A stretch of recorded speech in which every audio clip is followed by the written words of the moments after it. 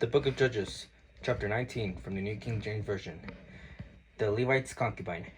And it came to pass in those days, when there was no king in Israel, that there was a certain Levite staying in the remote mountains of Ephraim. He took for himself a concubine from Bethlehem in Judah, but his concubine played the harlot against him and went away from him and her father's house at Bethlehem in Judah, and was there 4 whole months.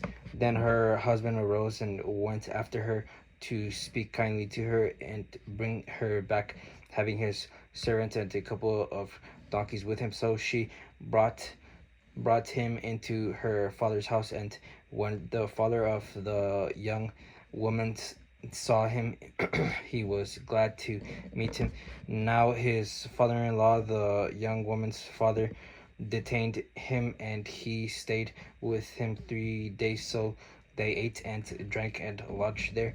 Then it came to pass on the fourth day that they arose early in the morning, and he stood to depart. But the young woman's father said to him, "Son-in-law, refresh your heart with a morsel of bread, and afterward go your way." So they sat down, and the two of them ate and drank together. Then the young woman's father said to the man, "Please be contented to stay all night, and let your heart be merry." And when the man stood to depart, his father-in-law urged him, so he lodged there again.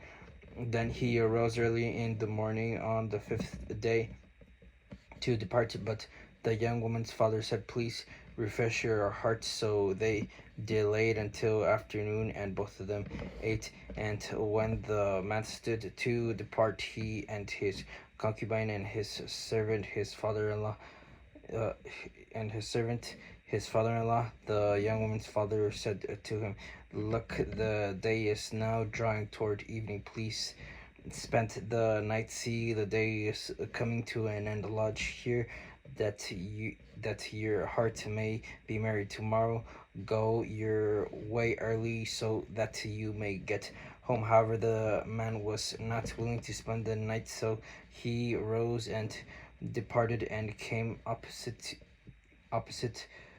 Jebus, that is Jerusalem. With him were the two saddled donkeys. His concubine was also with him. They were near Jebus, and the day was far spent. And the servant said to his master, "Come, please let us turn aside into this city of the Jebusites and lodge in it." But but his master said to him, "We will not turn aside here into a city of foreigners who are not of the children of Israel. We will go in to Gibeah." So he said to his servant, "Come, let us draw near to one of these places and spend the night in Gibeah, or in Ramah." And they passed by and went their way, and the sun went down on them near Gibeah, which belongs to Benjamin. They turned aside there to go in to lodge in Gibeah, and when he went, he sat down in the open square of the city, for no one would take them into his house to spend the night. Just then an old man came in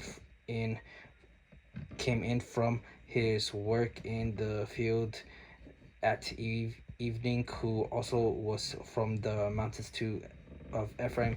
He was staying in Gibeah, whereas the men of the place were Benjamites. And when he raised his eyes, he saw the traveler in the open square of the city. And the old man said, "Where are you going, and where do you come from?" So he said to him, "We are passing from Bethlehem in Judah toward the remote mountains of Ephraim. I am from there. I went to Bethlehem in Judah.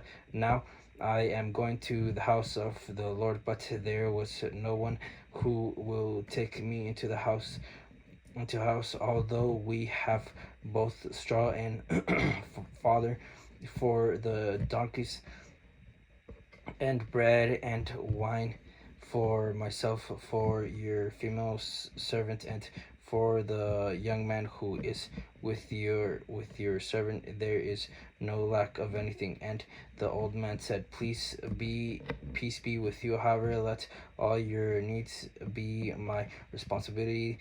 Only do not spend the night in the open square. So he brought him into his house and gave fodder to the donkeys, and they washed their feet and ate and drank. Gibeah's crime. As they were enjoying themselves, suddenly certain men of the city, perverted men, surrounded the house and beat on the door. They spoke to the master of the house, the old man, saying, "Bring out the man who came to your house, that we may know him carnally." But the master of the house, went out to them and said to them, "No, my brethren, I beg you, do not act so wickedly, saying, 'This man has come into my house.' Do not commit this outrage. Look, here is my virgin daughter and the man's concubine. Let me bring them out now. Humble them and do with them as you please, but to this man do not do such a vile thing." But the man would not heed him. So the man took his concubine and brought her out to them, and they knew her and abused her all night until morning. And when the day began to break, they let her go. Then the woman came as the day was dawning, and fell down at the door of the man's house where her master was till it was light. When her master arose in the morning and opened the doors of the house and went out to go his way, there was his concubine fallen at the door of the house with her hands on the threshold. And he said to her, "Get up and let us be going." But there was no answer. So the man lifted her onto the donkey, and the man got up and went to his place. When he entered the house, he took a knife, laid hold of his concubine, and divided her into 12 pieces, limb by limb, and sent her throughout all the territory of Israel. And so it was that all who saw it said, "No such deed has been done or seen from the day that the children of Israel came up from the land of Egypt until this day. Consider it, confer, and speak up."